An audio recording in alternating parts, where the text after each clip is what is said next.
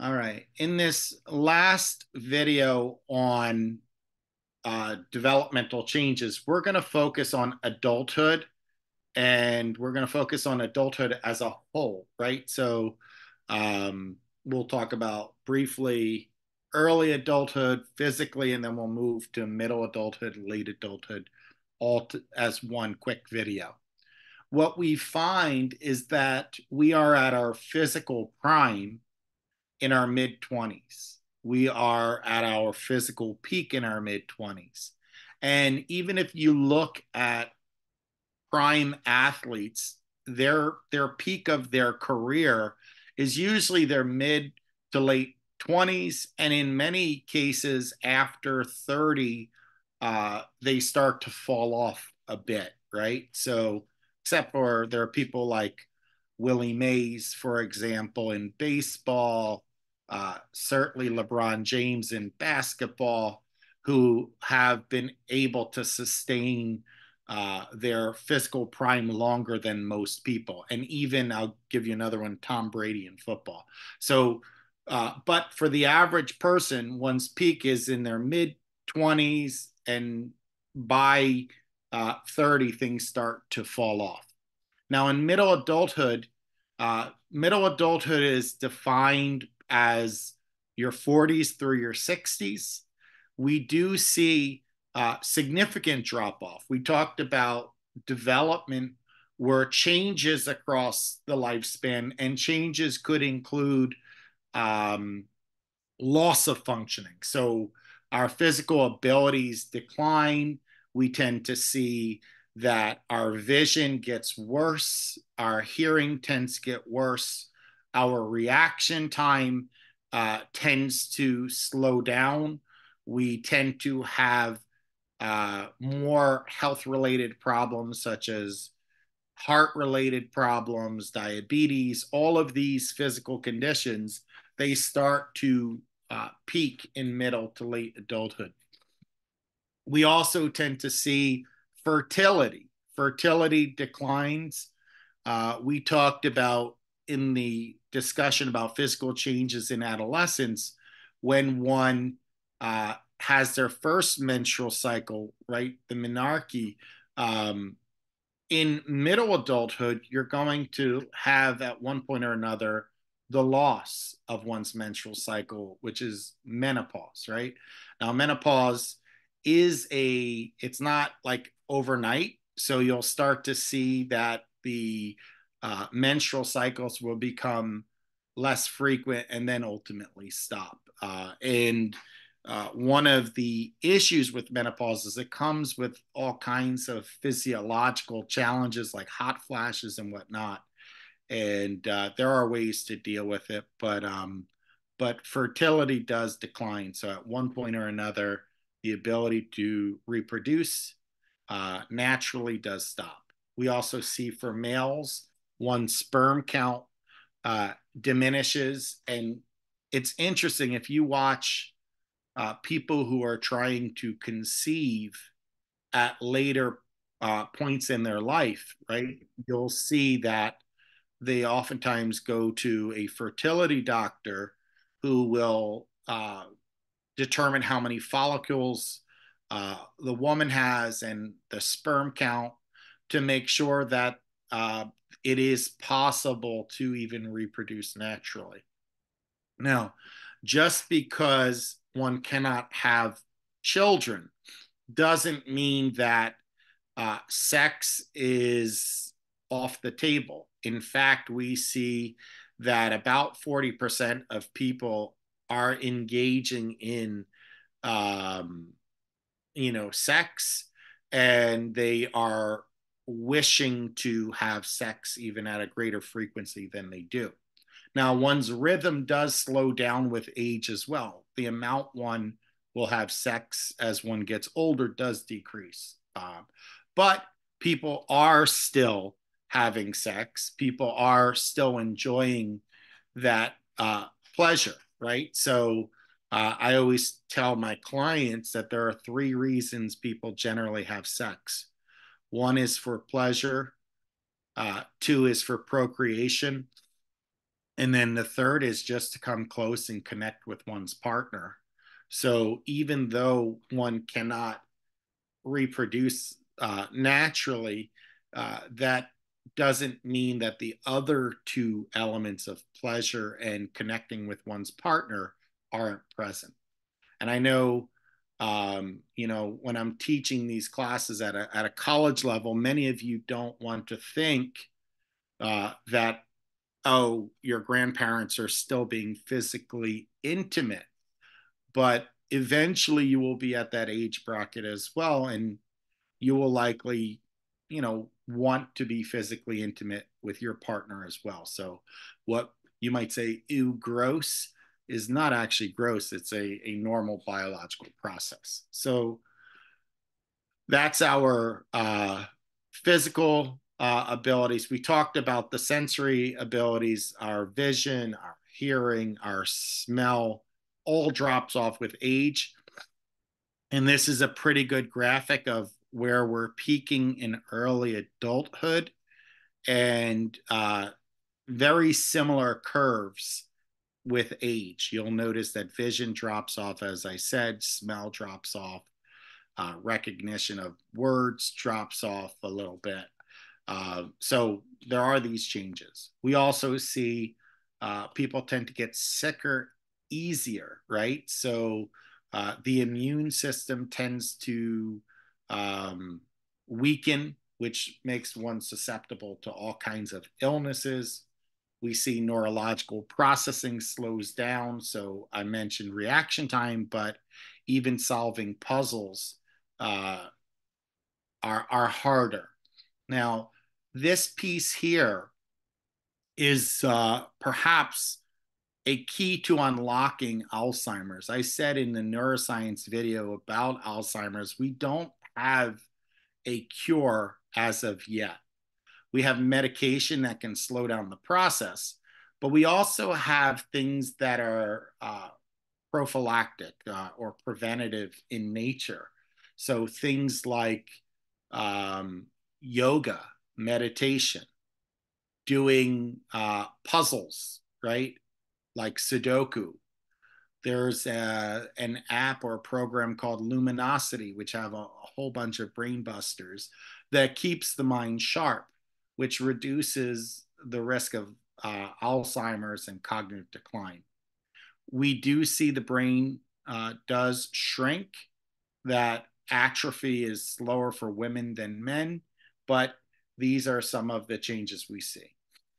How about memory and intelligence? Well, memory and intelligence are cognitive processes, not exclusively physical, right? So if we were to compare the difference between recognition and recall, what we would see is that our recognition tends to stay pretty even, right, over time. So our ability to recognize a word, but it's our recall, the ability to generate without any hints or prompts, declines.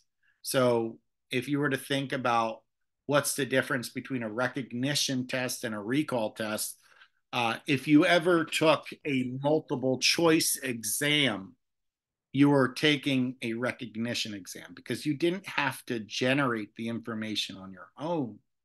Whereas recall, you have to be able to generate that information on your own. And it's the recall that tends to drop off. Okay. Intelligence is similar. Some processes stay relatively even, whereas other processes drop off.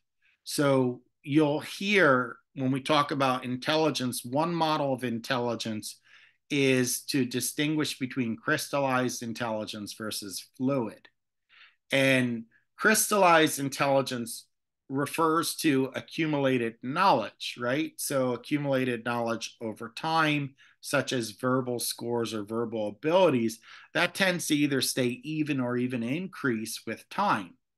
Whereas fluid intelligence, that's your ability to reason quickly, that's your processing speed, that's your ability to abstract and think critically. That drops off with age, right? So we do see a drop off in the nonverbal abilities. And what's interesting is that there were studies on um, writers versus scientists, and when they receive a major award, uh, what work was it for? And what they found was that writers who win the Pulitzer Prize, oftentimes it's for work they did later in their career, and they're profiting from the experiences of the past and accumulated knowledge. Whereas when it comes to physicists and other scientists who win the Nobel Prize, they tend to win it for something earlier in their career. And based on what I'm saying about crystallized versus fluid intelligence, that should make sense to you, right? Because the crystallized intelligence is fairly stable. Think of crystal as a hardened entity or a um, hardened mass, right? So it's a stone, it's hard, it's durable, it's stable. Whereas fluid, think water, it moves, it flows. And same thing with fluid intelligence, it flows or declines with age. Now, the last piece of understanding adulthood are the two major commitments of adult life. And the two major commitments of adult life are love and work. So let's talk about love in general.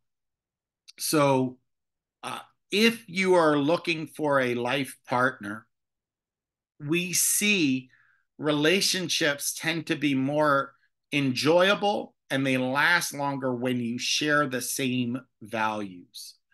There was a book written by Tai Tashiro on this topic, The Science of Happily Ever After. And he talks about the idea of uh, making sure you have alignment on those big ticket items, those values. We also see that marriages tend to be most successful when a person is educated, and it happens in your 20s. We might even say 20s to early 30s. Now, the reason why marriage is more successful in your late 20s to early 30s is that, number one, your personality was still forming and you were still figuring out who you are. So if you marry young, you run the risk of picking a partner that doesn't align with you, right? Because how could you know who's a suitable partner if you don't know who you are? Remember what we talked about with Erickson and the identity crisis. So part of it is figuring out who you are.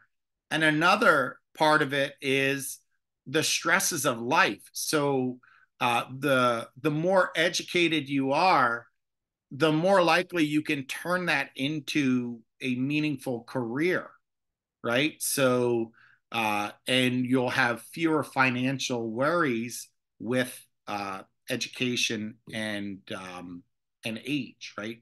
So we do say your late 20s, early 30s is prime time for marriage.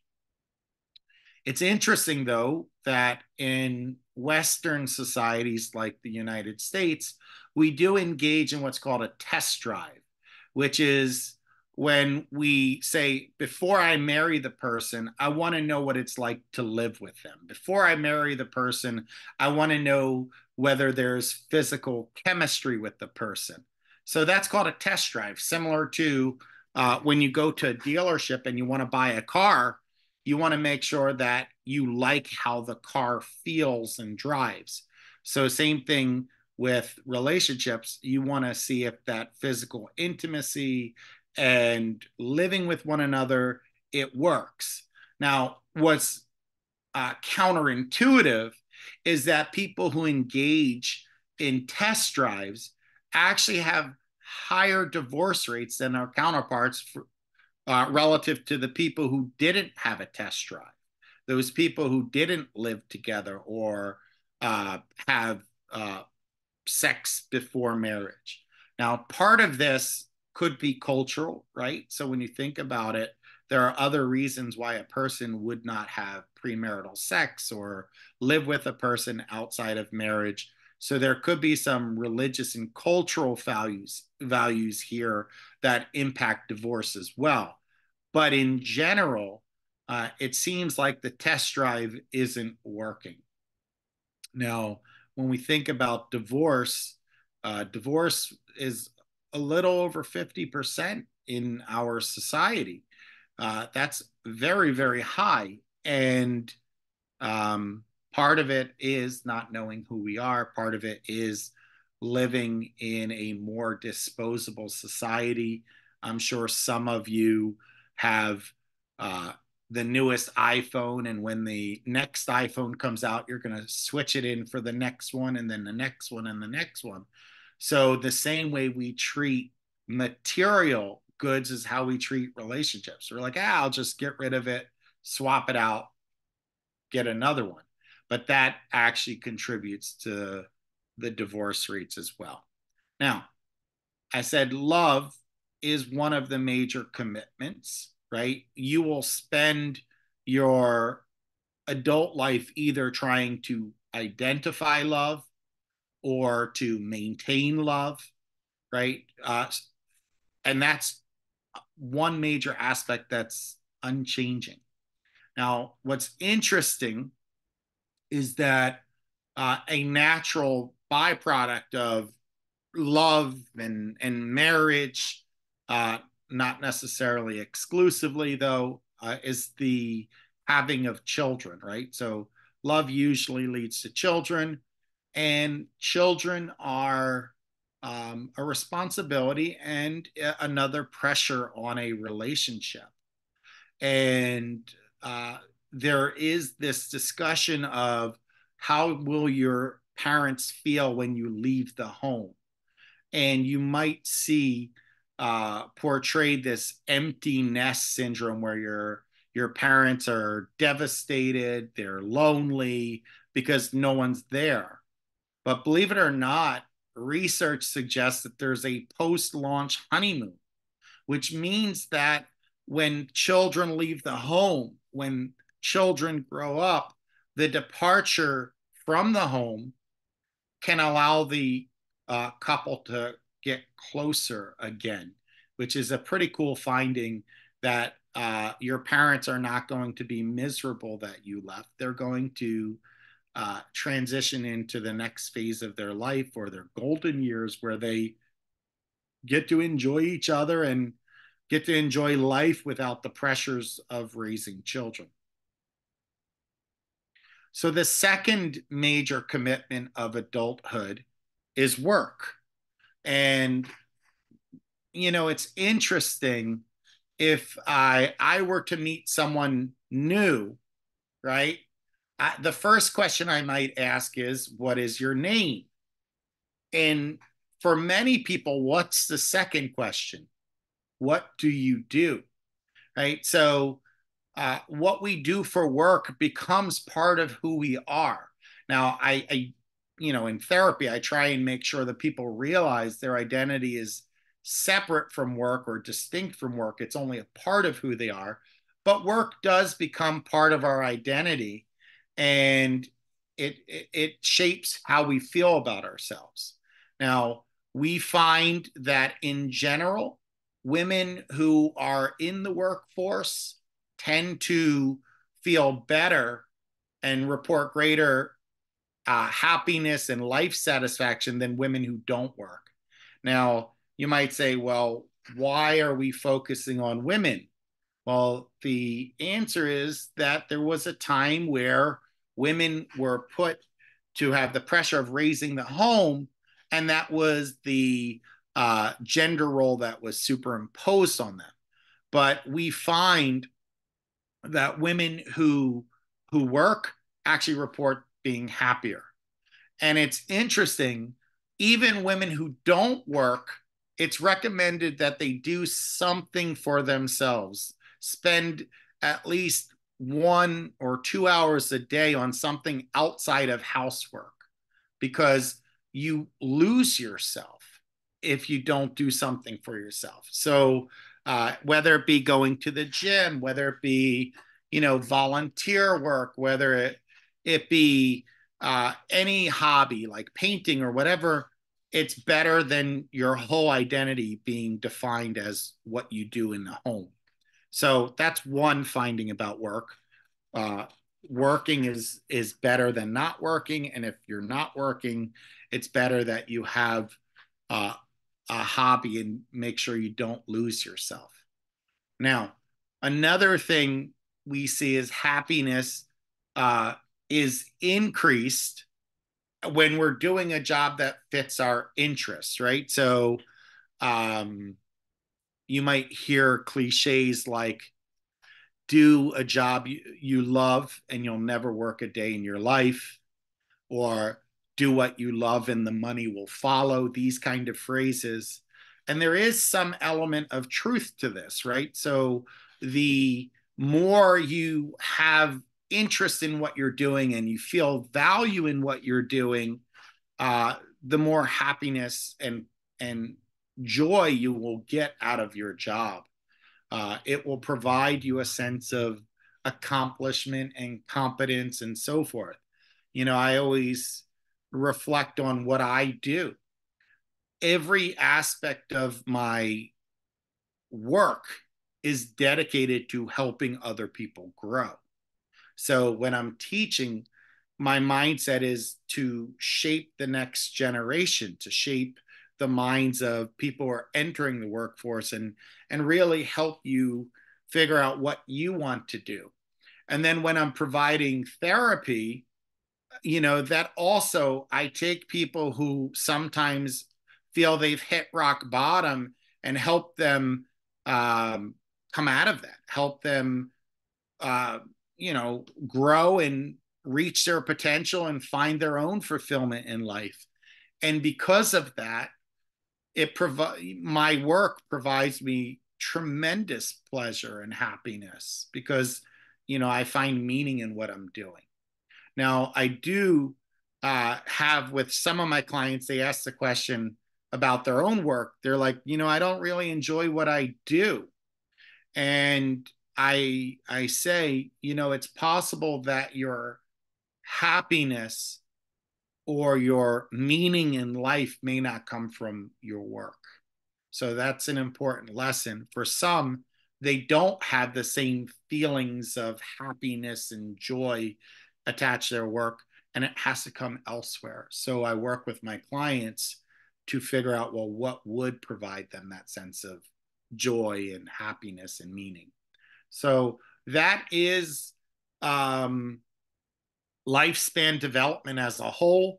And this mini video was on some major highlights of adulthood. So let me stop there.